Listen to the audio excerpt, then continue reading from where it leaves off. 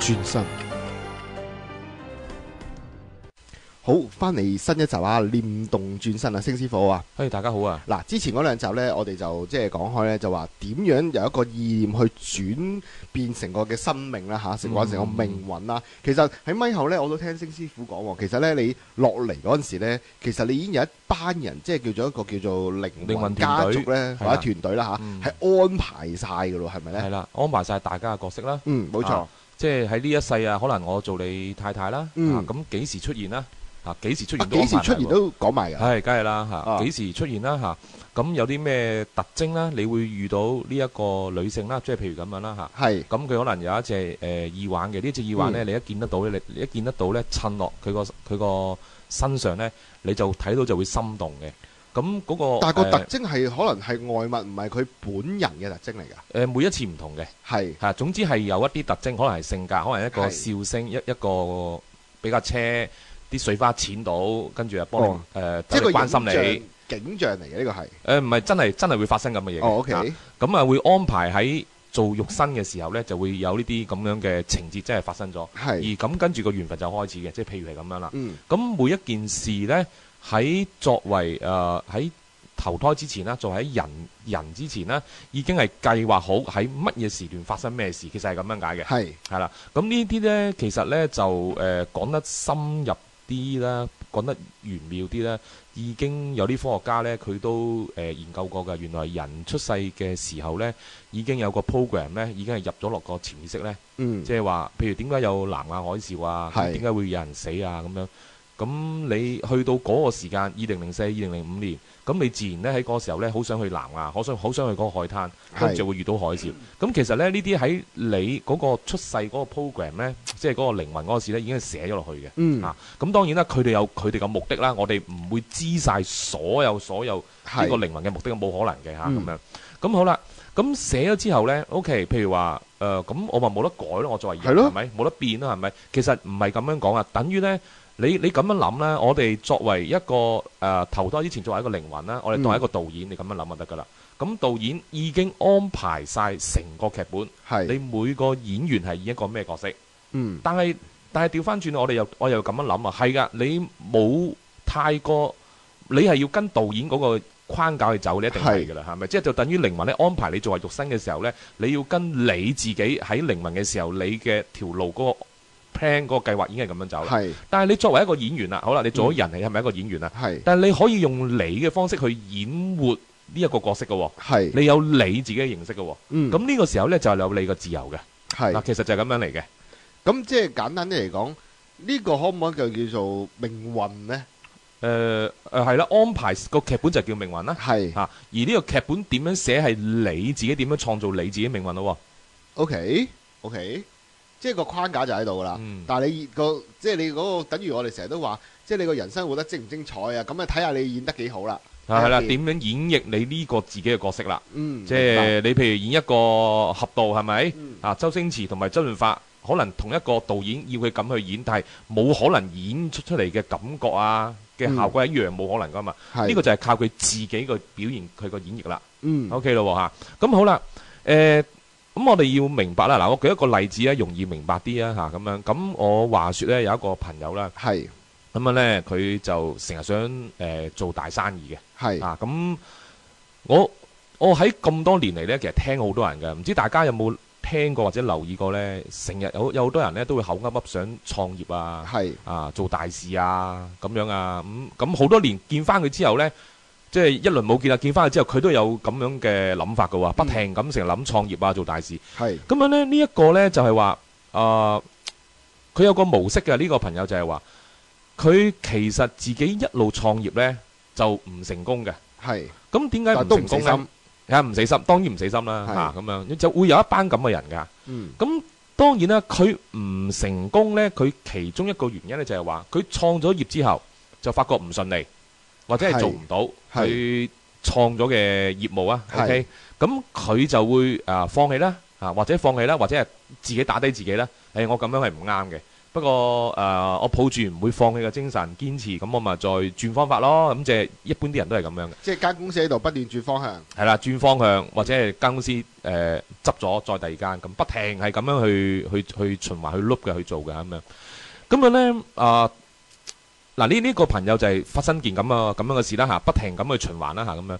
咁當佢揾我嘅時候咧，佢又唔係揾我去幫手嘅，佢揾我一齊去創業嗰種。OK。揾我去喂，大家一齊合作創業啊！咁我梗係要了解咗你先啦，創咩業先？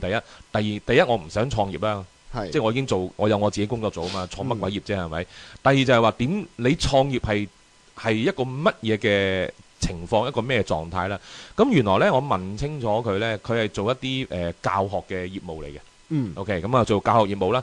咁其實咧自己都做到都有一定嘅水準嘅嚇，都有一定嘅生意額嘅，都可以嘅，還可以生存到嘅嚇咁樣。咁但係咧，原來佢亦都係做咗好多年嘅咯，做咗成10幾年嘅咯。OK 啦，咁啊做咗10幾年咧，原來斷斷續續咧做下又會摧毀咗自己。做下又會摧毀咗自己生意嘅，成日覺得所創立嘅生意唔得完美，即係其實係佢個性格認為，即係好主觀地認為呢樣嘢。好多人都係咁樣嘅。嗱，呢個係其中一個例子啦。咁即係呢類型嘅人咧太多㗎。有啲人咧譬如着衫朝頭早翻工着衫，呢件衫唔好，不如換個第二件。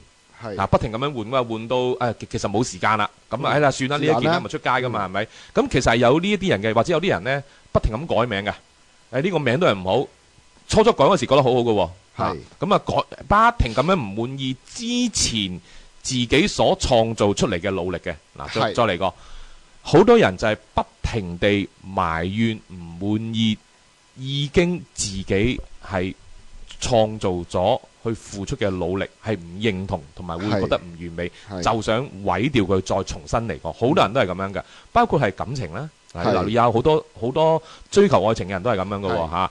我好想拍拖，跟住拍完拖你就厭啦，跟住覺得對方唔好啊，太過倉促拍拖啦，跟住又離婚，跟住又好再追求第二段姻緣，又好似嘅喎，咁啊又好快厭咯，不停咁樣否定過去自己嘅付出嘅努力啦。而家我想講就係呢個重點。咁樣呢。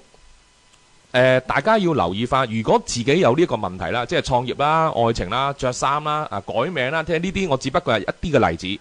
你人生會唔會係不停咁樣否定咗自己之前所付出、所欣賞嘅自己嘅諗法？之前係否定晒咧，好快會厭嘅呢。咁樣如果係咁嘅話呢，通常呢一類人呢，其實有好重嘅怨恨心嘅，或者係會容易睇唔起人啊。呢個，但佢就係成日否定自己嘅。嗱，點解咁樣講呢？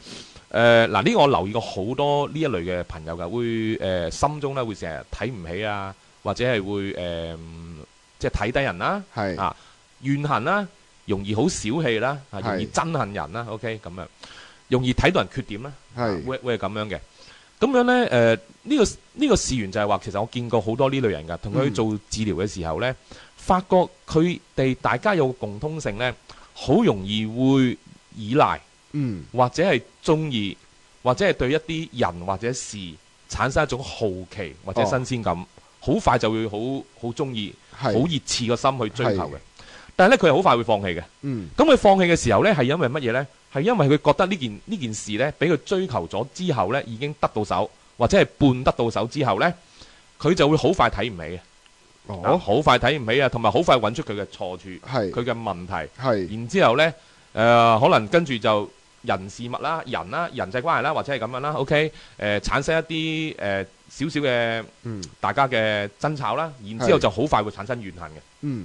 源自於呢一類朋友呢，一定係細個嘅時候呢，屋企或者自己同父母啦，或者父母之間呢，係有好多嘅嗌霎啊、爭吵啊。離棄啊！即係我唔要你，我點解會生你出嚟啊？即係呢啲咁樣嘅離棄，呢啲咁嘅感覺呢，源自係呢啲咁樣走出嚟嘅。咁樣一植咗根入你個心裏邊呢，你長大咗之後呢，你就會好快好想得到一樣嘢，因為得到一樣嘢呢，其實你係代表擁有咗。咁你去不停去擁有、去創業、要去成功、去努力、去得到一個愛情又好、業務又好、財運又好，咁你擁有咗之後已經係自己噶嘛，你就會又會出現咗離棄嘅。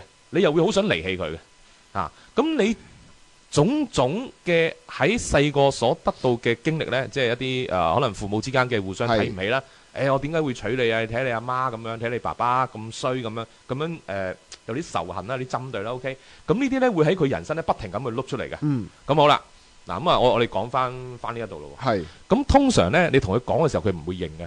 第一佢一定係唔會認嘅。我邊有話睇唔起人啫？我邊有話好憎一啲人啫？嗱，咁呢個咧，如果佢即刻否定咗咧，咁就冇佢符嘅。係。佢立刻否定咗，就算把噶啦，就唔同佢再講噶啦。可能同佢傾第啲閒偈啊，傾第啲佢想講嘅嘢噶啦。但係如果佢有一啲認同咗咧，呢個理論咧就咁咪有得講咯喎。係。咁咪有得救落去咯。咁我就會問佢啦。咁其實你呢一個好容易會離棄一樣嘢，或者被離棄嗱。記住，通常係被離棄過，你先會有想離棄人嘅感覺嘅。係。你係學翻嚟嘅，或者俾人針對，俾人哋埋怨，你先會學識埋怨人、針對人。通常係咁樣㗎。咁好啦，係幾時學翻嚟咧 ？OK， 咁問咗佢，原來係細個某一個位置學翻嚟嘅。嗰陣時係好創傷嘅，係啦，睇住。即係佢會記得嘅。聽下梗係記得㗎啦。或者催眠嘅時候一定記得㗎啦。係。咁咧，佢問翻，原來呢一種咁嘅模式喺我今時今日不停咁將自己愛情又好、事又好、人際關係好建立完之後，好快摧毀。OK，呢種感覺摧毀又再建立，摧毀又再建立，似唔似細個邊一個情景？係咪爸爸媽媽成日嗌大家話要離婚，話離之際，即係摧毀啦？係。又翻轉頭，跟住又再好翻，冇耐又再嗌大交，又再你詆毀我，我傷害你咁樣，跟住又摧毀。咁呢啲呢，就係會造成你將來你成長咗之後呢，你就會有不停想建立再摧毀嘅。係。OK， 好啦，咁我哋講翻靈魂個使命咯。係啦，咁。當然啦，呢啲咁樣嘅劇情呢，都係喺靈魂團隊嘅時候呢，爸爸媽媽喺靈魂嘅時候，你都係靈魂嘅時候呢，就安排晒呢個角色呢啲故事噶啦。係啦，咁你亦都喺肉身嘅時候呢，作為人嘅時候呢，你亦都學識咗呢啲情感呢啲故事，就會將來喺你大個咗之後去顯上翻出嚟啦。喺你會摧毀、建立再摧毀、建立再摧毀啦。OK 咁樣。如果你係跟住呢條路落去，你冇一個覺醒呢，你就一世嘅。你就一定一世嘅，不停咁建立再摧毀，你就會一世。咁咪最後咪得個零，即係得個吉。冇錯，就係得個零啊！咁即係話你冇進步啊。係你只不過攞咗個經驗。你只不過係慣咗啦，慣咗捱呢一種咁樣嘅起身再跌，起身再跌，只係攞咗經驗，就冇啟發，就係冇進步嘅你嘅智慧。咁我諗咪下一世再嚟過咯嚇。咁當然啦，你去到下一世，你又係咁樣再碌嘅時候呢。其實你又會有啲習慣性嘅，因為你上一世已經係咁樣啦嘛。你發覺呢，你會開始慢慢醒覺嘅。咁你睇下你個醒覺度有幾大啦？OK 嚇，你個醒覺度大啊，想唔想再咁樣去碌落去啊？定係繼續唔憤氣，再係咁樣碌落去啊？我係以前嘅嘢唔夠好啦，我再重新建立咁樣。係。咁好啦，如果佢已經有少少醒覺嘅心呢，去到佢今世嘅話呢，咁我哋同佢傾偈又易得多。易得多。通常咧，我哋提點譬如話兩堂啦，所謂兩堂可能就2至3堂啦。單對單呢個最有效嘅，就2個鐘到1堂啦，同佢提點啦，大概3堂到啦。咁佢完全醒覺晒嘅。咁提點係點咧？其實好簡單啫嘛。先睇翻佢現今發生嘅事，對應翻佢細個似邊一件事。即係舉個例，佢想摧毀一個人嗰種講嘢嗰種語氣，嗰種針對。似唔似細個媽媽鬧爸爸嗰種針對？似唔似？你一定要佢自己去揾翻個牽連嘅，即係關嗰件事係啊，一定曾經有一件事係咁樣嘅細個。咁你揾翻嗰件事嘅牽連呢，然之後呢，一揾翻，第一你只要一揾翻呢，其實你就睇到個牽連啊嘛。我原來今世我不停咁樣去呢一個摧毀某一樣嘢嘅循環，原來就係似我細個嗰個位，父母啊、自己啊等等，或者朋友啊。等等呢啲位，哇似喎！咁你原來呢，你只要一睇到呢一個動作，一睇清楚，已經呢條咁樣嘅牽連呢，已經係甩咁一部分。睇到已甩嘅，睇到甩㗎，因為你知道咗啦嘛。等於你知道咗陷阱就係前邊。原來我揭開啲草，下低就個陷阱。我已經睇到，你係咪唔會咁輕易踩落去先？你可能都會踩，因為你慣咗咁行啦嘛。即係你想有戒心啦，已經係啊，好醒啦，已經有戒心咗。咁樣再不停咁將佢現實中。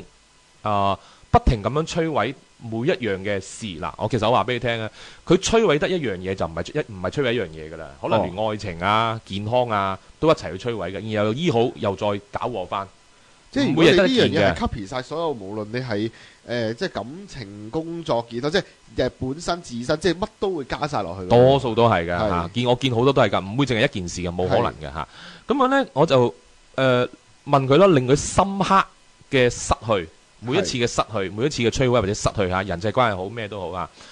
咁樣咧問翻佢每一次嘅模式似細個邊一件？咁其實咧有心揾嘅話咧，同佢催眠咧，翻去潛意識啦催眠啦，咁佢又每一次都揾到嘅。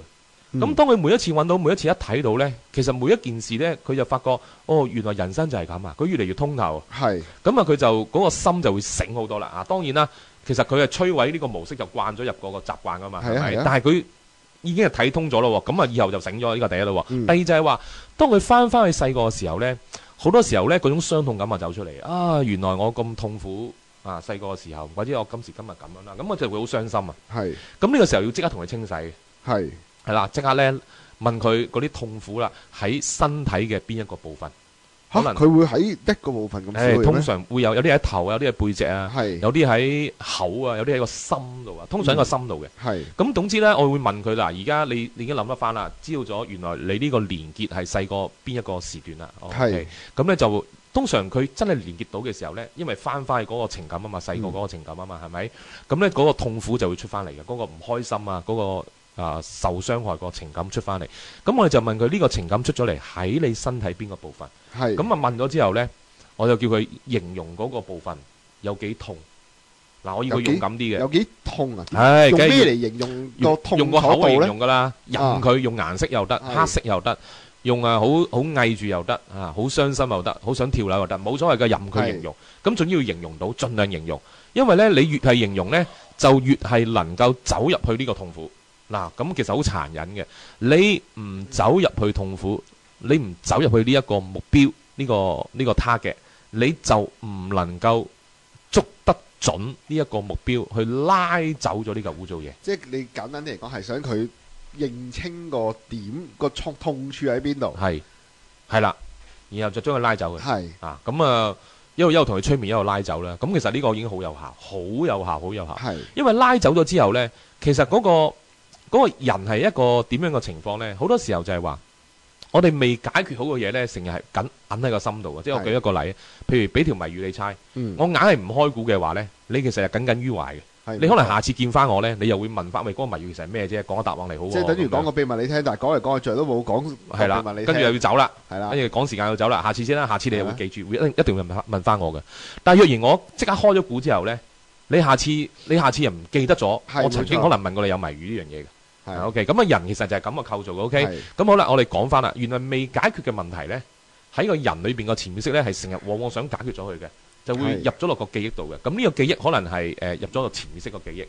咁 OK 啦，而家講翻頭先嗰啲 case 啦。OK， 咁樣佢細個有好多其實痛苦未解決嘅，即係離異啊、被傷害啊、被離棄啊、睇唔起啊等等呢啲咁嘅記憶呢，其實壓咗喺心度。咁當然冇解決到啦嚇，冇人會走去氹翻嚟啊，冇人會走去話成件事原來咁。同埋可能嗰時嘅即係年紀解決唔到啦，冇可能知嘅 situation 咧解決唔到啦，父母自己都搞唔掂自己啦，點樣解決你啫？係咪？咁好啦，咁啊屈咗喺心度咧。咁頭先咪講個謎語呢個例子嘅係咪？永遠會耿耿於懷㗎嘛。咁啊長大咗咧，呢啲未解決嘅問題咧就成為實相啦。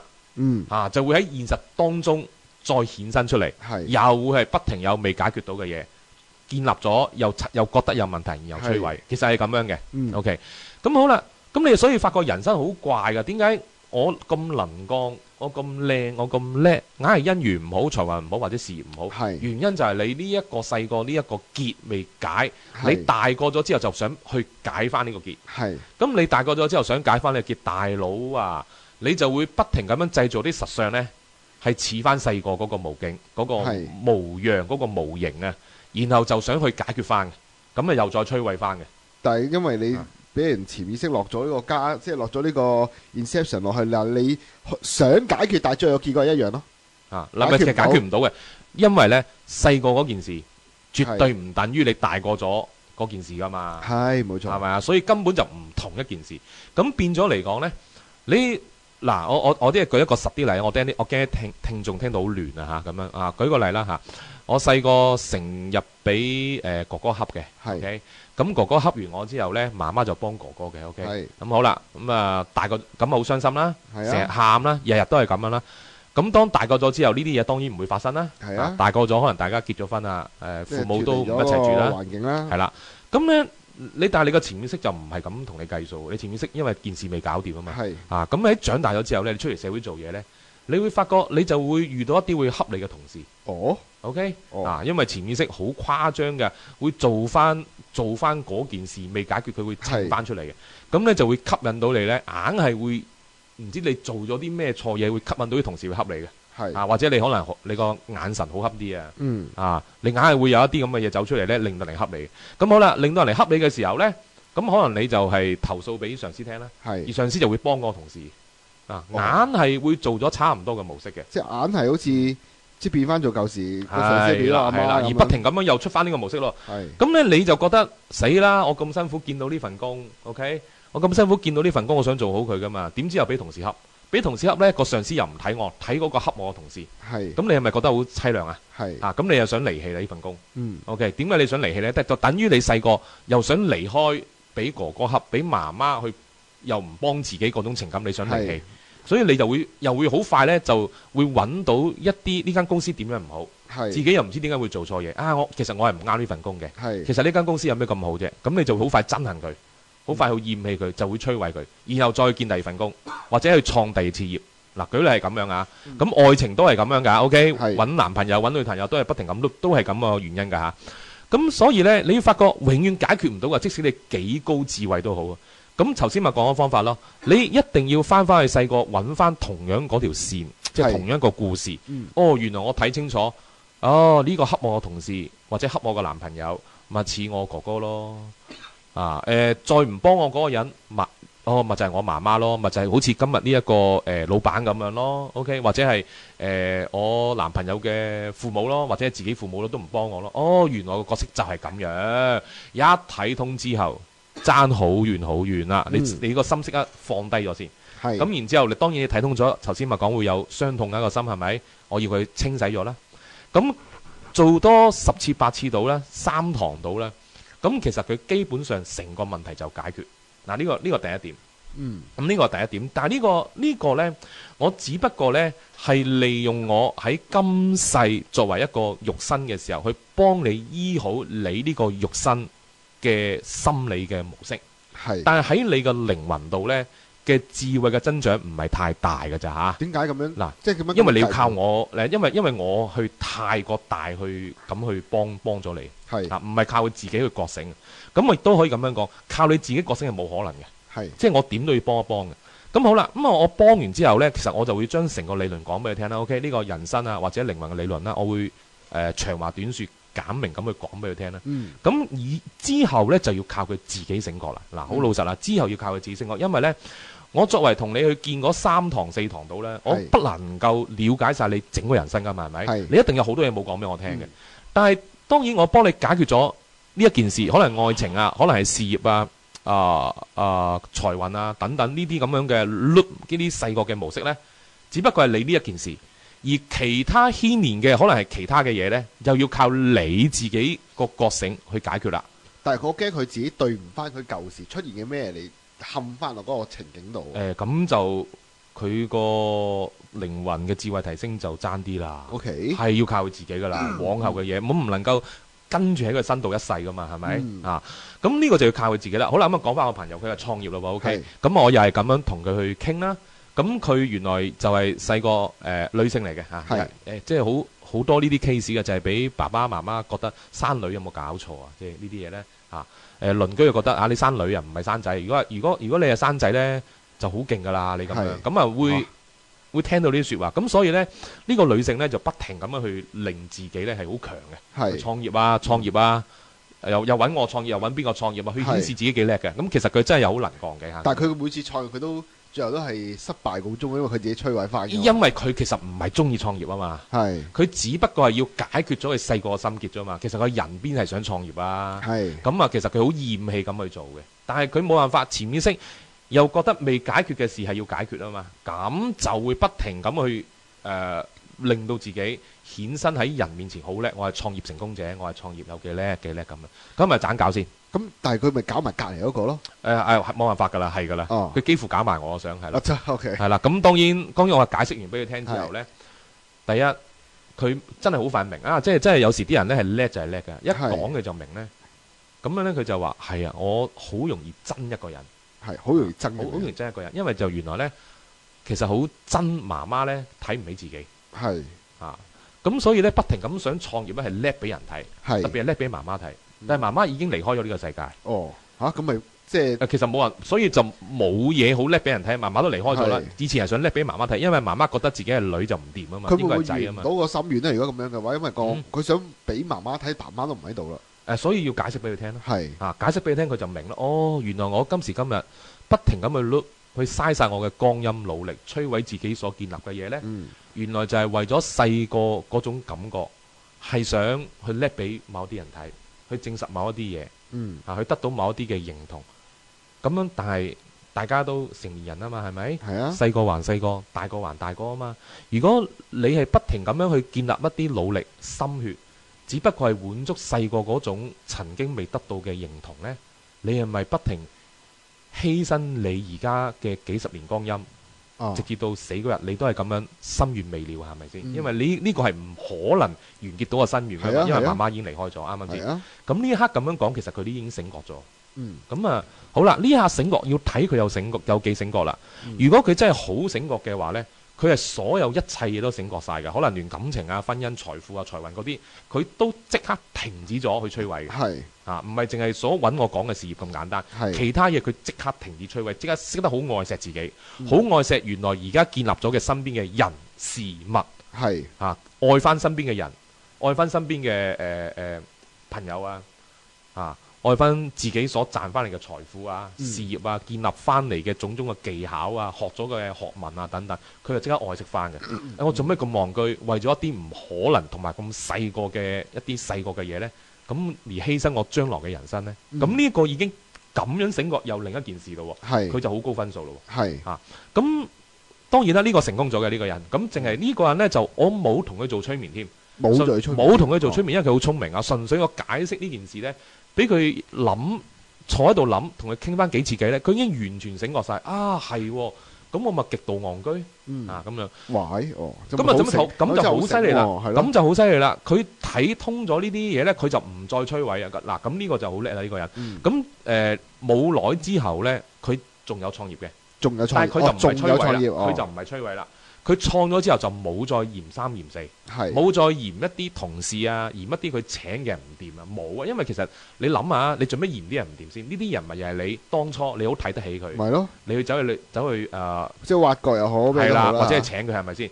咁你睇唔起佢，你而家又話佢唔好，你咪即係睇唔起你之前，你去請佢成個眼光係咪先？其實咪即係又係不停咁樣摧毀緊自己個智慧係咪？係冇錯。咁所以佢冇啦，佢就話：既然係我請嘅，既然係我揀翻嚟嘅，我就做好佢。哇，爭好遠咯！以前就係好快見到一啲缺點去摧毀，而家就係話見到缺點都見到，但係睇下點去搞好佢，即係點樣去令佢更好。係啦，冇錯啦。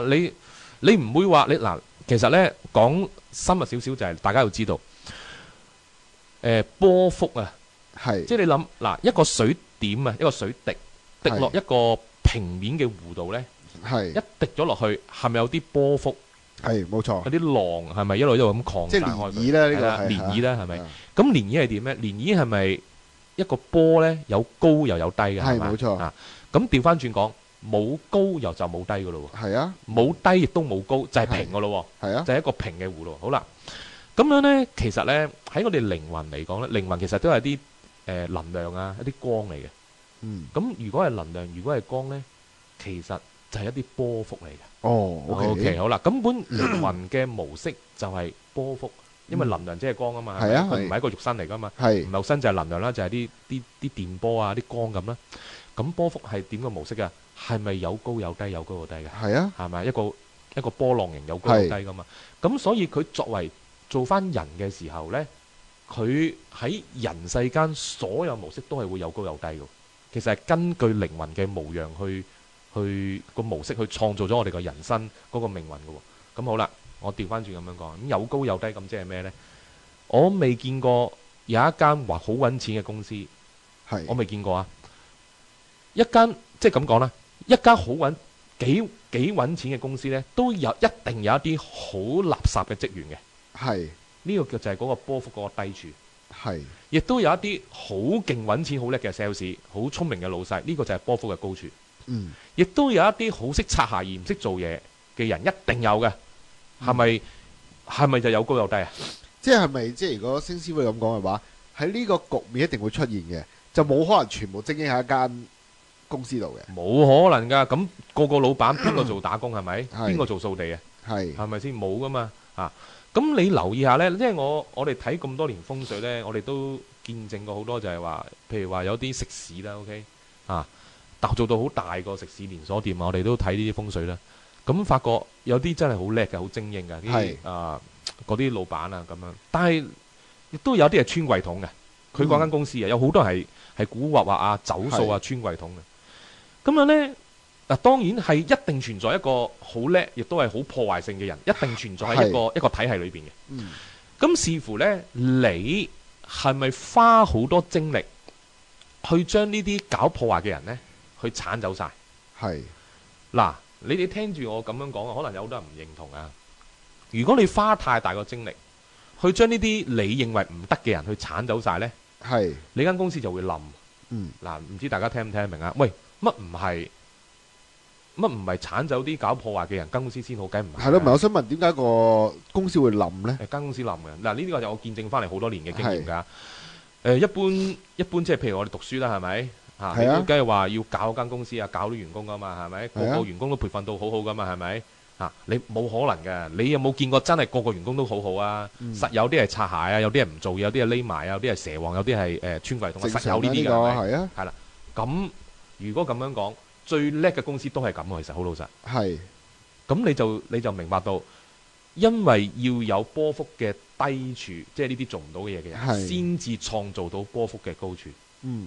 唔多唔少，你一定要容忍，有一班咁嘅唔得嘅人留喺你嘅世界裏邊嘅，冇可能完全乾淨晒嘅。即係其實你可以做嘅就係個比例上嘅問題嘅啫。嗱，咁樣講啦。比例梗係唔好咁多啦，呢啲做唔到嘢搞破壞，梗係唔得啦。係啦，梗係唔得啦嚇。咁梗係盡量少啦，但係你唔能夠剷走晒佢，因為剷走晒佢，你冇可能，你間公司好快個運程係謝晒嘅。OK 啊，呢個好玄妙啊，即係當然要解釋有排解釋，我就唔想咁樣太長篇大論嚇。咁你即係大家有個方法可以話俾大家聽，一啲唔得嘅人咧嚇，你可以容忍佢。不特止，你可以將佢擺喺一個唔傷害你公司嘅位就得。咁你如果你個公司 keep 住賺錢，你就咁樣做。咁樣 keep 住賺錢咁做。你 keep 住賺錢，你係咁樣做。你就知呢班人咧，其實發揮咗作用嘅。呢班當係你當佢一個風水物，我就抌喺度。你當佢風水物，佢唔做嘢㗎。因為你要有低先有高㗎。OK 嚇。即係咪聽過啲乜嘢叫做200法則嘅？係冇錯。一間公司可能最叻賺錢係得2個人㗎嘛。8個人係賺唔到錢㗎嘛。10個人入面係得2個賺到錢。係啦，即係叫200法則啊嘛，係咪？你唔能夠炒咗嗰8個人，剩翻嗰2個㗎嘛。咁其實公司即刻冧㗎嘛。咁呢個就類似咁嘅個演繹啦。OK，類似啦。好啦，一段姻緣咯。你硬係好有精力，花費去睇對方嘅唔好。而你太過精力去想處理呢啲唔好，或者係即係改咗呢啲唔好，或者剷走呢啲唔好啦，咁啊即係最後可能係離婚啦，因為對方你其實改唔到對方噶嘛。係啦，你改變唔到佢噶嘛。咁你就摧毀咗成段關係嘅。但係調翻轉，有啲人咧就唔好，係人都有唔好噶啦。係啊，係咪一段感情又好，咩都好，咩事業都好啦。咁我係容忍，或者我睇得開，或者我諒解，而集中好多嘅精力。去欣賞佢得嗰部分，嗱呢個就其實睇下你個精力、精神嗰種能量放喺得定係唔得嗰邊，正面定係負面嗰邊啊？呢個就係講呢樣嘢啦。波幅一定有高有低，即係有好處有壞處啊！一間公司一定有最叻嘅人，有最差嘅人。咁睇下你嘅精神係留意到最差嗰班人，定係最叻嗰人？定係留意到你嘅配偶係最衰嗰幾樣嘢，定係最好嗰幾樣嘢？嗱呢個就睇你自己嘅智慧啦。你係要留意最差嗰幾點呢？你就不停會做玩摧毀嘅，你係想離棄再摧毀，又再揾個第二個想好啲，結果揾咗第二個之後呢，頭先咪講波幅有高有低嘅，冇錯。你揾佢嘅時候覺得佢好，可能揾好多錢，但係原來息落咗之後，結咗婚之後，原來佢又有某一啲嘅你唔中意嘅嘢，係咁一定係有高有低噶嘛波幅，咁你又係留意到最低嘅嘢，最後就不停咁碌你嘅命運摧毀建立，摧毀建立啦。嗱，其實就咁樣嚟嘅。咁樣成功嘅人呢，即係我咪同我嗰個朋友講啦。嗱，又係講呢個波幅呢個理論啦。OK，咁你由於你將個力呢，你去留意到最差人事物最差嗰面個精力，咁你就冇多餘嘅精力去放喺人事物精英好同埋優秀嗰面啦。咁你睇下特朗普啊，做總統佢幾多缺點啊？係嘛？我諗全世界都認同㗎啦，未試過有一個人類認為咁多缺點嘅人做到美國總統。我諗係咪啊？即係大家都咁認同啊。但係佢就係做總統咯。佢就係做總統咯。佢有極端嘅我哋認為嘅問題，就係有極端嘅思想，有極端嘅爆炸性，可以做到咁高嘅位置，得唔得先？你人一定係咁樣嘅。咁好簡單啦。嗱，你話喂特朗普，你改晒我哋認為你嘅唔好嘅嘢啦。其實改晒之後咧，咁嗰就唔係特朗普啦，就唔係佢咯喎。我哋即係美國嘅人亦都唔會選佢，得唔得先？呢一個咁爭在你係要留意自己喺身邊嘅人事物嘅好定係壞嗰個位嗰個能量，然後點樣將一啲唔好嘅能量你擺喺一個你可以接受嘅位置，或者將佢撳到最細。但係你唔好鏟走晒佢。好啦，我第一節時間差唔多，我哋第二節繼續傾下。如果各位對節目有任何意見嘅話，歡迎 email 至 kdoormaster@163.com KDOOR master MASTER@163.com。 多謝各位支持。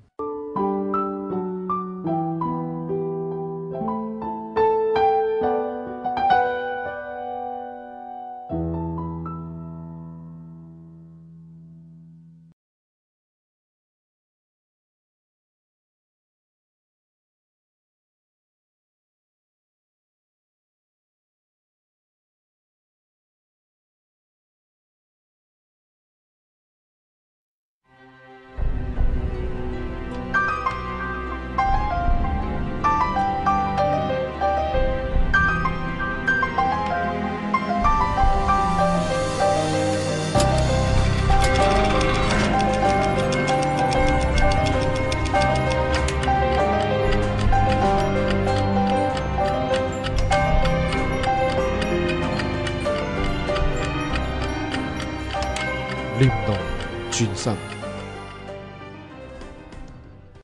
好，翻嚟第二節啊！嗱，星師傅啊，頭先呢，即係你咁樣講呢，咁我可唔可以理解為，即係如果用呢個8·2定理嘅話呢，我係咪可以理解為我喺公司，如果我係一個老闆，我應該係好專注地點樣去令到嗰兩個賺錢人發揮得更好，而唔係專注去改嗰8個呢個唔賺錢嘅人呢？其實你擺位將個精力欣賞多啲嗰兩個賺錢嘅人啦，係咪？係啊，咁同埋你幫嗰兩個賺錢人呢，唔好俾嗰8個拖冧。OK， 唔好俾嗰8個拖冧。係啦，你唔好俾嗰8個拖冧。啊，即係因為有時有啲好能幹嘅人呢，會俾一啲小人去拖冧噶嘛。哦 ，OK。但係一個系統冇可能冇小人是非嘅。係啊。冇嘅，即係呃人嘅啫，冇真啊。咁好啦，咁你只要保護嗰一班真係你覺得係喺波幅嘅上邊嘅人事物 ，OK， 嗰啲業務又好，愛情又好，人物又好，你保護佢，唔好俾下低嘅拖冧。係。咁下低嘅差嘅人呢，由得佢差，由得佢差。你如果你懶啲嘅話，你就由得佢差。係。OK， 因為由得佢差，佢係唔係都係差㗎啦？哦。係咪都係做唔到嘢㗎啦？係咪？咁你只要又唔係損失大，仲要而家係不停咁賺緊錢，係。咁你咪由得佢哋喺度咯。但係你又要好好保護去幫嗰啲係得嘅人呢，咁你就得㗎啦。將佢哋得同唔得嘅能量係分開佢先。係。OK， 呢個第一個玩法。第二個玩法就係話嗰班唔得嘅人呢，呢個你努力啲啦。你又點樣教到佢得為止？哇！你又唔係鏟走佢。係。你唔係鏟走佢㗎。啊，記住啊，因為你將一啲唔得嘅嘢去教好佢呢，你個靈魂嗰個分數係提升嘅。哇咁複雜嘅，好難喎呢樣嘢。唔會嘅，得嘅。咁你唔得，我當你有20個唔得啦，係咪？公司嚇有5個係好揾錢嘅，但係有20個梗係搞唔掂嘅。20個當中你冇2個你搞得得，我唔信啦，係咪先？你有心去搞，冇2、3個你可以培訓到得，係咪啊？即係你有心去搞一定得㗎。點解我咁樣講？你唔係去埋怨，去針對唔得嗰班，去鬧佢，唔係。你係喺唔得嗰班人去發掘佢得嘅位。有嚟個咯喎，唔得嘅人都有佢嘅波幅噶嘛，係咪？唔得，亦都有唔得嘅波幅。即係咪全部唔得嘅咁就嗱，即係呢班係搞破壞啦，簡單啲講。係。咁佢搞破壞嘅人，我哋當佢一堆能量咁去睇啦，複雜咗啦。當佢一堆能量咁去睇，咁能量係咪有高有低啊？係啊。所謂唔得嘅人，佢唔會全部蠢晒噶嘛。係啊。可能佢講粗口叻，成日喺度得罪啲客。係。但係佢可能係諗計好叻咧。哦 ，OK，係咪？你係咪可以諗去揾佢呢啲位啊？或者佢係啊乜都唔得，但係佢畫畫好叻咧？係咪？你可以即係要揾佢哋嘅你優點咁做，係你一定要咁樣做啊！然之後咧，你揾到佢嘅優點位咧，你去注重佢個優點位咧，去讚賞啊，去稱讚佢咧，咁樣咧，你發覺咧，漸漸好快咧，佢呢個優點位會發得好大嘅。係會做咗好多有貢獻嘅嘢，佢自己亦都會欣賞翻呢個優點位嘅。而當佢嘅注意力去欣賞翻自己嘅優點位呢，佢個注意力去留意翻啲缺點或者係搞破壞呢個位就少咗好多嘅。嗱，人就係咁樣噶啦。係你其實可能個心好毒噶但係你出到嚟社會，你唔會咁樣周圍鬧人噶嘛，你有體面噶嘛，係咪？爭在你有你嘅陰暗面，同埋你有你嘅正面嘅嘢，你係喺你嘅注重力係注重喺正面定陰暗面先，其實就咁簡單嘅啫。咁就算一個唔得，一個搞破壞人都有佢嘅正面同反面嘅。係。咁好啦，咁啊點解要咁樣做嘅？關我咩事？我炒咗佢咪得咯。嗱，當然兩個理論啦。第一就係話你能夠適可而止，容忍到有一班冇建樹嘅人留喺你嘅世界裏邊呢，或者你嘅朋友圈裏邊呢。嚇。咁樣呢，你先會創造到一個好嘅高峰嘅。OK， 呢個講出嚟一個波幅。第二就係話，原來呢，所謂你在意、你針對、你仇恨、你討厭嘅唔得嘅人事物或者感情呢，佢其實就係你塊鏡嚟嘅。係，佢係你塊鏡嗱。嚟到呢度呢，好重要啊呢一 part。咁喺作為靈魂嘅時候呢，其實佢想你喺智慧提升呢。咁你好啦，你變翻人嘅時候，喂大佬啊，我都唔知自己想提升啲乜，係咪先？我提升啲咩叫智慧提升啫？你講晒啦，你又唔話俾我聽，咁其實真係話唔到俾你聽噶嘛。作為靈魂只不過係一種能量，一種感情嚟嘅啫嘛。佢唔能夠用把口寫字俾你睇，唔得噶嘛，係咪？係啊。咁好啦，咁我靠乜嘢知道我要提升邊方面先？原來就係話呢，你有咁個缺點或者優點呢，你一定會識到同樣缺點或者同樣優點嘅人都會同時出現嘅，一定係咁樣嘅。係。咁好啦，你見到一啲你好想好仰慕嘅人呢，其實嗰啲佢哋嘅優點你都會有嘅，只不過你係想更加去提升你個優點，去達到你仰慕嘅人嗰個級數嘅。咁呢個你要照做嘅。OK，呢個就係喺你靈魂咧安排你呢點樣將自己嘅好處再不停咁樣升華，智慧提升。呢個第一點。第二就係話，咁你有你個唔得之處、缺點噶嘛，你都要去改進去提升噶嘛。咁樣呢，你亦都會一定嗱，你有咁個性格啦，即係譬如你中意講是非，你實會識到一班又係講是非嘅人噶，即係簡單啲咁樣講。係啊，冇錯，係咪？你係好中意賺錢，你實會識到一啲志同道合中意賺錢嘅人嘅，即係唔一定要大家創業，總之硬係會識到一班人去聽得到嘅，一定係咁。咁即係話你有好多嘅缺點呢，你一定會吸到一班又有你睇唔順眼嘅缺點嘅人嘅。係。咁其實你所謂睇唔順眼呢班人咁嘅缺點呢，講是非啊、出賣人呢，一定喺你個世界存在咗嘅。嗯。你除咗你好睇唔順眼嗰條友咁樣，你一定你自己有呢樣嘢嘅嚇。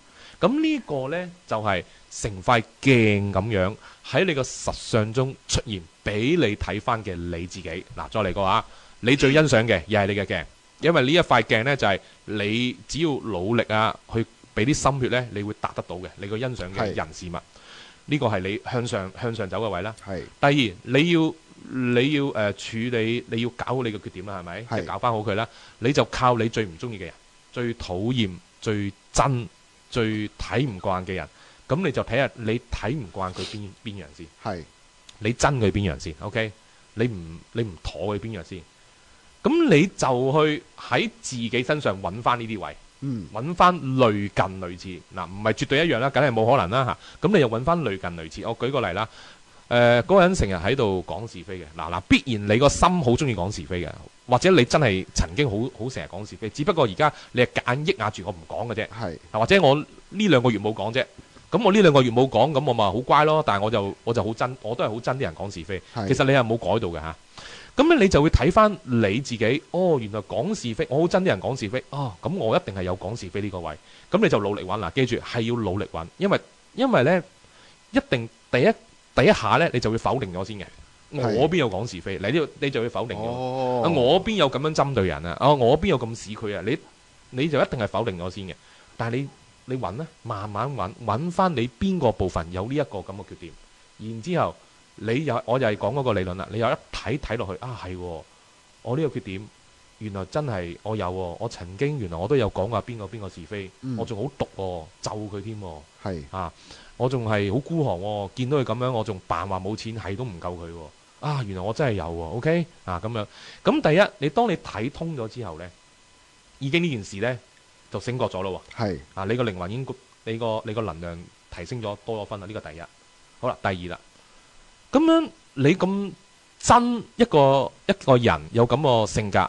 頭先咪講你必然自己有呢個性格嘅，你就再揾翻你呢個性格係幾時開始？喺細個時候，係啦，喺細個時候幾時開始？因為性格係學翻嚟。但我想問，講是非呢下嘢都好難揾到幾時開始？揾到，你實會揾到最深刻感受細個時候父母或者係身邊人。邊一次係最講是非，最入到呢個心？OK， 係啦，最你有大感覺嘅，可能係最傷痛啊，最認同啊，認同父母係要咁樣講是非啊，等等，有啲最嘅感覺。OK，咁咧呢一個就係原來係，我都係喺嗰個時候學翻嚟嘅。嗱，呢個係第二個連結。嗱呢條係第二個連結啊，就係話自己嘅問題原來喺細個幾時發生，去學翻嚟嘅。呢個就係第二次連結。嗱，我再做個總結啦，呢個好緊要。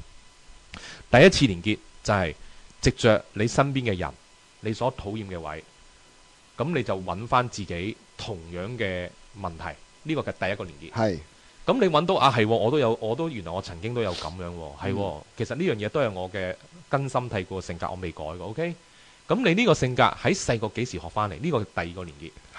咁你睇通咗呢兩個連結呢，其實呢一種咁個模式呢，已經係開始慢慢去鬆咗。你可以一掹就走，其實呢個第一。咁第二就係話，你睇通咗呢個咁嘅連結呢，你真係你要刻意去改善嘅喎，因為你大家知啦，習慣其實就好難改噶嘛。但係當你睇通咗呢個連結呢，你都想自己好運噶，係咪？你想自己好運噶嘛？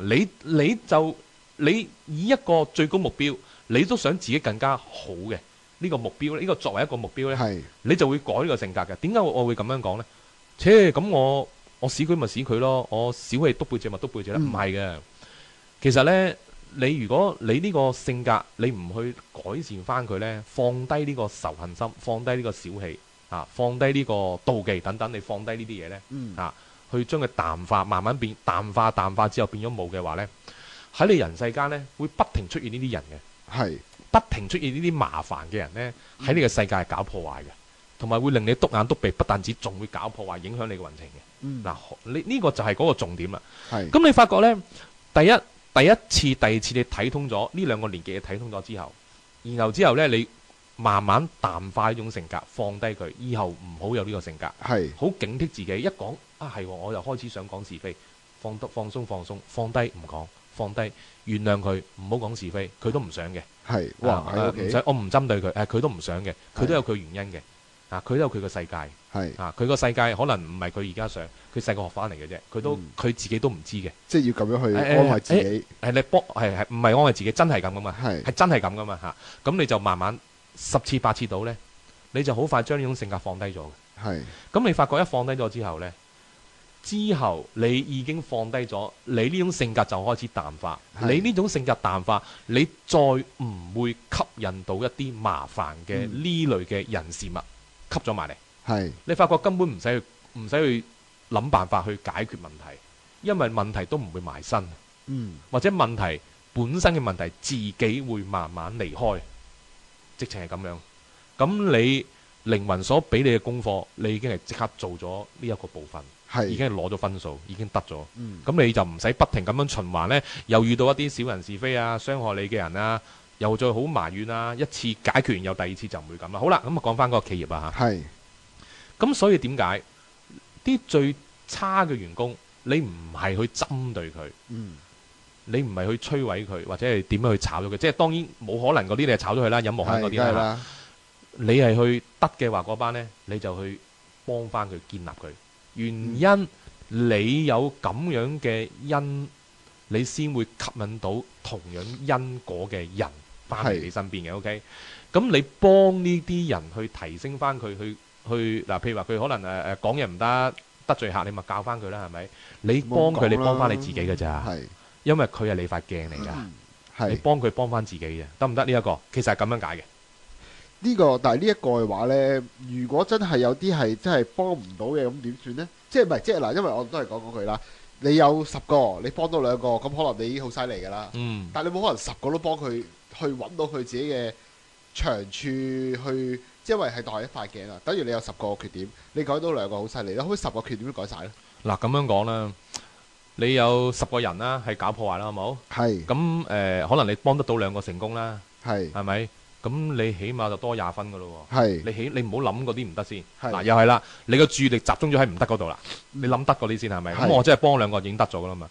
你發覺咧，你幫咗2個得咗之後咧，譬如嗰2個係假設係講嘢唔得嘅，咁你幫佢成功講嘢成功 ，OK？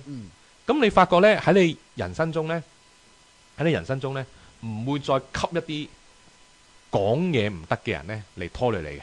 嗱，起碼係咁樣先。已經改咗嗰樣嘢㗎啦。係已經改咗啦，已經即刻改咗㗎啦。咁另外嗰8個我當你個智慧未夠提升去幫佢哋啦 ，OK？咁啊放低佢，由佢先咯。由佢先咯，唔使咁急着要即刻解決㗎，係咪？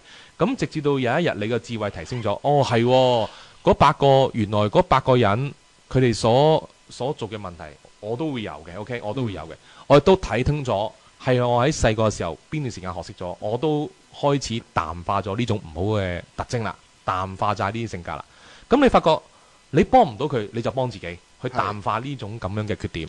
OK，你會發覺呢，嗰8個一係就自己辭職，一係就自己去改善，一係就唔再搞破壞。你知唔知係咁樣嘅？即係佢會自己都會，梗係啦。嗱，再嚟講呢個好神奇嘅，因為呢，而家同大家所講嘅嘢呢，我明白到有好多人唔認同嘅，唔認同就唔好聽啦，係咪先？就唔需要聽啦。咁認同嗰啲呢，我亦都話俾你聽啦，真係咁多年嚟見盡咁多世間嘅人事物嘅經驗嘅。因為即係其實我見人太多啦，我哋做呢一行日日去見唔同嘅人，去算唔同嘅命，而且對方係將佢個命運去講出嚟，我先去幫佢放到風水噶嘛，係咪？佢唔會考我噶嘛，唔會整蠱佢自己噶嘛。咁所以呢，往往得翻嚟咁多個統計，我先知道原來人生嘅模式係咁樣走。再加上我做催眠呢，一路催眠，原來咁多嘅人去到催眠嘅潛意識狀態之後呢，佢所講嘢嘅模式，佢個命運嘅行嘅方向都係差唔多嘅。原來有一個特定嘅行嘅模式，我先知道係咁樣㗎啦。再嚟講好講翻啲員工，有2個你幫到佢係咪？咁你幫到佢就幫到佢啦。OK，咁你已經喺你人生當中呢，同幫到佢嗰個，譬如佢係口才唔好嘅，口才唔好嘅問題呢，你已經係解決咗一部分㗎啦。OK，原來你自己嗰個問題都解決咗㗎咯喎。好啦，另外嗰8個，原來我係唔可以走過去幫佢嘅，可能某啲原因啦。OK，可能佢個職位太低。我係大老闆，我唔方便走去捉住佢手去教，好唔好？譬如係咁樣。咁你都要留意，喂，咁呢件事裏邊，佢哋有啲咩破壞，有啲咩缺點走出嚟先。舉個例，遲到係咪？舉個例遲到啦嚇，遲到咁你就諗翻，你有冇遲到先？自己你就要諗翻咯，自己有冇遲到係累到人先？嗱，假設佢如果呢啲職員遲到係累到公司嘅，你一定自己又有遲到。你自己有遲到或者係遲交咗、遲答咗，等等有遲呢個意思呢，係累到人、累到整件事，一定係有嘅。咁好啦，你如果呢條線你睇通咗之後呢，係我亦都有遲呢一樣嘢，不過我唔係遲到，我係遲唔交代。舉個例咁樣。OK，明唔明啊？唔係咁一定係嗰樣嘢噶嘛。你要靠自己嘅智慧去諗噶嘛呢個世界。原來我有，咁我持呢一樣嘢係一種咩情感？係幾時學翻嚟嘅呢？係細個幾時令到我有持呢樣嘢嘅？係每一次決定呢，我都好遲嘅，而搞到好多機會流失咗，而累到我啲 partner 嘅，就反映咗喺呢一班遲到嘅員工身上。唔怪之得呢班遲到員工，我炒咗佢再請，都係有班員工遲到啦。都係遲到嘅，得唔得？即係咁樣吸翻嚟嘅。明白。咁直至到我已經將我遲呢一樣嘢，遲交代，諗嘢好慢，太驚，所以唔可以咁倉促呢樣嘢。我已經係將佢改善咗啦，以後都冇啦，保證以後冇喎。即係唔係夾硬嚟改得一時唔改得一世嗰隻，已經係了解咗呢種唔可以再係咁啦，以後都冇咗。你漸漸呢，一係你啲員工遲到嗰紮自己唔撈，一係佢自己會自動改善，或者突然間公司可能有啲制度呢，係會好容易處理到呢啲遲到嘅問題。嗱，就係會咁樣㗎。原來你身邊嘅問題呢，都係會一路漸漸去改善嘅。原來係咁樣嚟嘅喎，所以呢，點解我話有一啲人呢，你篤眼篤鼻啊，或者佢傷害你，你唔好咁急去摧毀佢先，唔好咁急去同佢決裂啦，唔好咁急先嗱。即係當然忍無可忍，你冇辦法啦，係咪？唔好咁急，你嘗試去改善佢。你改善唔到佢呢，即係改善嘅意思，即係話你發掘佢嘅優點啊，唔係一味話佢嗰樣唔得，嗰樣唔得啊，呢啲嘥氣㗎。你係去發掘佢嘅優點，令到你同埋佢都睇佢嘅優點睇多咗，佢慢慢將個精力去放喺優點度呢，缺點就會慢慢少咗嘅。呢個第一方法。唔得唔得，你就睇下自己有咩缺點係似你好篤眼篤鼻嘅人嘅，因為你塊鏡啊嘛，係咪？咁你改善咗你自己呢類缺點呢，呢啲人就會慢慢消失喺你嘅身邊嘅，或者佢自己都會改善咗，或者佢個問題已經唔再慢慢甩咗唔存在，得唔得先？呢一個得，原來係咁樣玩嘅人生。即係如果你咁樣講嘅話，只要我不斷改好自己，就 suppose 就唔會出現呢啲咁嘅人喺我身邊嘅咯。咁所以點解？我成日介紹啲朋友睇一本書，就叫做《零極限》，識親我都叫佢睇嘅呢啲朋友。只要佢肯相信命運呢兩個字，我就話你睇《零極限》啦。你唔好睇一次，你睇3次。你睇一次你係唔會明嘅。呢本書呢，寫得太直接，寫得太簡淺，簡淺又太奇蹟得嚟呢，你係唔相信，兼且你覺得好膚淺。源自於你冇深度去睇入去。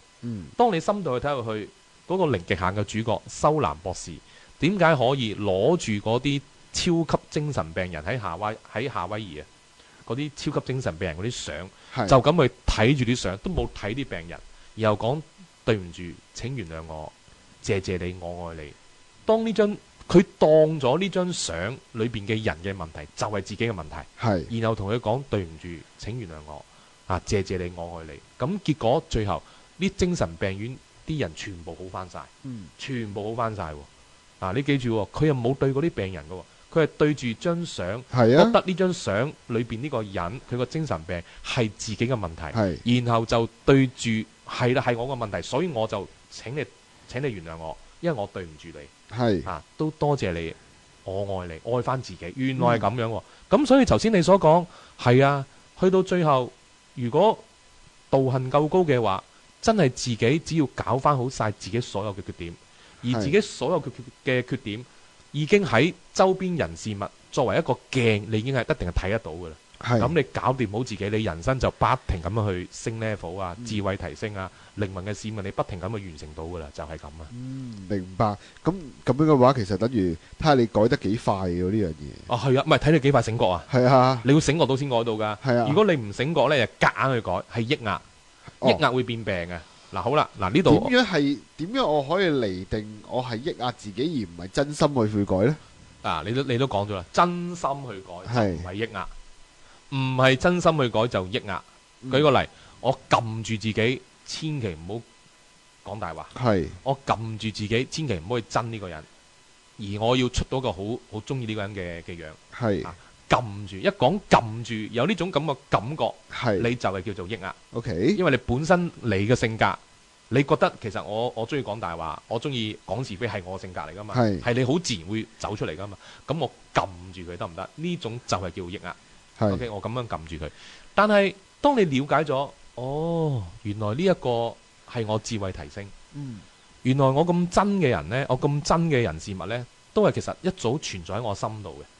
只要喺我心呢個問題我淡化，慢慢消失，我冇咗呢種感覺，冇咗呢種想講是非啊，冇咗想篤背脊啊，冇咗呢種負面啊、針對人、妒忌心呢種感覺呢，原來我喺我身邊嘅人事物呢，都跟住就正面翻㗎喎。咁如果我咁樣講嘅話，係咪好值得去改啊？係啊，冇錯。嗱，如果我咁樣講，因為呢個真係好大嘅利益啊嘛。原來我改咗我嘅心態，周邊嘅人事物都即係等於我個運程就好起嚟咯。哇，大佬，我改自己運程就好起，係咪咁樣你就唔需要抑壓？係啊，冇錯。你係咪會搶到去？哦，原來咁簡單就係改運。係啊，改運就係好多時候你智慧夠高，你就係咁簡單啊。如果你智慧夠高，夠睇得通呢個人世間，就係咁簡單。咁就等於修蘭博士點解咁高水平呢？呢個人呢，就係對住呢啲病人，係咪佢個命運啊？佢對住呢啲病人係佢工作嚟㗎，即係佢工作，係佢工作，呢啲就係佢命運啦。工作就係佢命運啦，係咪？咁樣我只要我嘅工作做得好咪得咯。好啦，咁呢啲病人咪就係你份工作，咪就係你個工作運咯。簡單啲。咁原來我有咩諗法，我就吸到啲咩人。咁樣呢啲人其實一早喺我心裏邊出現咗㗎咯。呢啲人嘅問題係咪？咁我只要睇翻係啦，呢啲相，呢啲病人嘅相，等同係我心裏邊其中一個嘅情感，一個嘅情感，然後就對唔住佢，一個嘅問題嘅情感，然後就對唔住，請你原諒我啊。咁到最後將呢啲問題即刻淡化，慢慢消失於呢一個世界上，咁連嗰啲人呢，竟然會自己好返，就等於你嘅工作運事運一路好上去，就係咁樣解啦。咁所以呢，點解我哋有好多學生啊，上完堂呢，有好多超級奇蹟嘅？例如呢，我有個同學啊，佢係做風水嘅，佢都係做風水嘅嚇，做風水師呢。咁佢除咗睇風水之外呢，佢好誇張嘅，佢啲生意，一日3單風水，一日3單風水其實好誇張嘅。一日3風水，一單都睇半晝嘅咯喎。咁啊冇，咁啊2個鐘頂晒籠嘅嚇。一日3單風水好誇張嘅，佢係日日都係3單，起碼咁啊做到唔停手啦，係咪？佢點解會咁樣呢？佢同我講就係話，除咗即係風水 OK 啦，係咪？風水要幫人睇呢個真材實料啊。第二就係話，佢每一次都教啲顧客，特別係做生意嗰啲嘢。佢又教啲顧客咧攞住張相，攞住自己張相，或者攞住自己張卡片，咁啊做咩咧？落到朝頭早落公園樓下，因為朝頭早空氣好啲啦，係咪？環境好啊，空氣好啊，去一啲靚嘅地方，就對住自己張卡片，或者對住自己張相，就做零極限，就係講嗰4句，日日都做零極限，日日朝都做。對唔住，請原諒我，謝謝你，我愛你。嗱，真心真意做嘅喎，真係對住張相或者對住隻卡片望住佢做喎。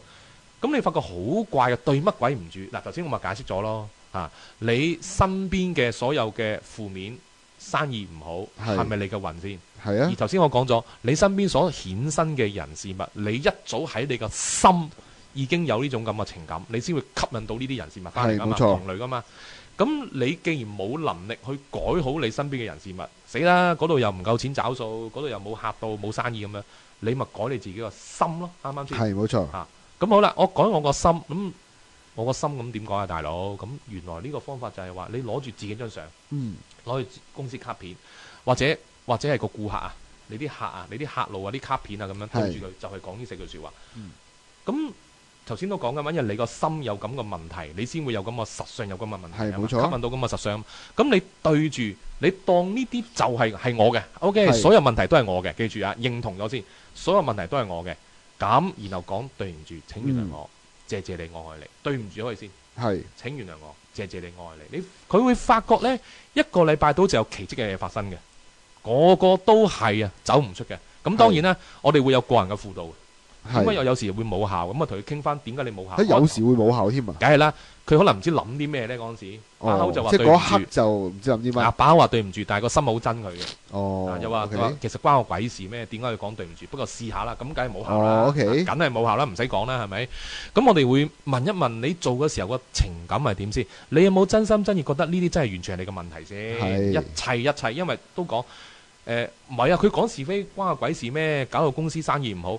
都係你有咁嘅心，你先會吸引到講是非呢扎嘅人嚟。冇錯。等呢啲問題或者係情感啊，等呢啲問題吸到咪得唔得啊？咁樣咁而你有咁嘅問題，一定係你細個學翻嚟嘅。係。咁首先第一步咪做呢個對住呢張相或者卡片 OK， 然後喺一個好嘅環境，千祈一定要好嘅環境，然後就做零極限嗰4句。係。咁你認同咗呢啲係我嘅問題先，認同啊，然後就講呢4句呢，就已經係好有效。咁同時間呢，我要佢做咗第二樣呢，就係覺醒。係覺醒你而家遇到嘅問題嘅人事物，似你細個邊個情景？似你細個邊個情景？你一定要睇得翻。係，因為你睇得翻呢，成件事就容易係鬆綁啊。係。OK， 咁你一睇得翻呢，你就會慢慢釋懷。你要努力去釋懷嘅。係。哦，原來其實而家行緊嘅模式，咪似我細個邊個咯。啊，我阿哥恰我媽媽又唔撐我，就等於而家個客又恰我。個客恰我之後呢，欺負我之後呢，我上司又唔幫我，又撐個客。係，即係你實會遇到呢咁嘅情感啊！但係當你一睇通咗之後呢，成件事你會釋懷咗之後呢，慢慢你發覺喺你現實生活中呢，呢件事就會慢慢去會自己處理到嘅。係，會自己去解決到，竟然係自己解決到嘅話。係咯，咁得意，竟然係咁樣嘅。呢啲顧客話翻俾我個學生聽，所以點解佢會不停咁樣翻單咁多單風水？就係風水再加零極限，真係唔係講笑啊！就不停咁樣翻單，就係咁樣啦。咁而且佢肯跟進啦。當然一路跟進就係話你有冇你做對住張相，對住個卡片，對住你個女關係唔好啊，對住個女張相 OK， 你諗嗰時係真佢啊，定係真係覺得呢個問題係同自己有關呢？因為你有咁嘅心，你先會產生嗰個問題噶嘛，咪先咪講咗咯。係啊，咁你個諗法係點樣去講呢4句係爭好遠嘅。然之後你睇翻你細個有冇咁嘅情景牽連翻先，有。你就知道原來你要釋懷嗰件事係細個啦，係細個噶啦，唔係而家噶啦。你唔好再行翻細個嘅模式啊！咁樣佢就完全係斷晒成個問題鏈噶啦。但係如果咁樣嘅零極限，係咪要首先揾咗個古仔，即係古仔先咯？即係揾咗之前嗰樣嘢同時做，係咯，同時做，係啦，同時做嘅。我哋同佢同時揾細個。OK， 即係揾嗰2個牽連啊嘛，頭先咪講咗嗰2條線嘅，兩個架構嘅，係嚇2條線一定要揾嘅呢個，係一定要揾嘅。如果唔係你做極冇效嘅，我話俾你聽冇效嘅，冇效嘅。OK， 你治標不治本啦，簡單啲，係啦。咁你處理咗今次呢件事，下次又嚟過嘅。OK， 咁所以你要揾出2個牽連，同埋做零極限。咁呢度咧就好細緻啦。有啲同學咧就甩頭髮啦，甩頭髮都醫得好搞笑嘅，生翻晒。佢摸住頭髮做零極限，但係佢揾得出個緣由係咩呢？如果你即係好似甩頭髮呢個咁，揾得到，實揾到嘅。點揾得頭髮先？你實有個原因㗎。可能緊張係咪？係啊。可能係食錯嘢。係。你一定要揾，你要努力揾嘅。係。就唔係攤喺張床度瞓完覺一起身就有嘅。咁呢個智慧就冇提升啦，係咪？係。嘥氣啦。咁你由幾時開始甩啦？咁你就開始去揾嘅。年紀大唔係理由嚟嘅，大把年紀大都係換頭髮啦，係咪關咩事啊嚇？咁你由幾時開始甩啦？發生過咩事啊？咁就由嗰件事開始揾翻細個啦。因為一定係情感主導咗你有命運或者係身體上、愛情上嘅轉變，一定係情感主導咗嘅。而呢個情感嘅傷害係喺似呢個你身邊嘅人事物，令到你情感嘅傷害似你細個邊個模式，咁你就揾翻嗰個位。記住，跟住你一揾翻之後呢。你就要即刻醒覺啦，嗰個係細個，而家我話大個咗啦。嗰個細個嘅謎語，我唔解佢就有得佢啦。係細個啫嘛，係咪？係嗱，頭先咪講咗嘅謎語唔開估，你成日都會永遠係啊，冇錯冇錯。但係你要記住呢個係細個嘅謎語，細個未解決個問題係細個噶啦，你放低佢啦。而家係大個還大個，我要重新去振作，去處理我嘅人事物嘅種種嘅狀態，咁即刻就甩㗎啦呢個結。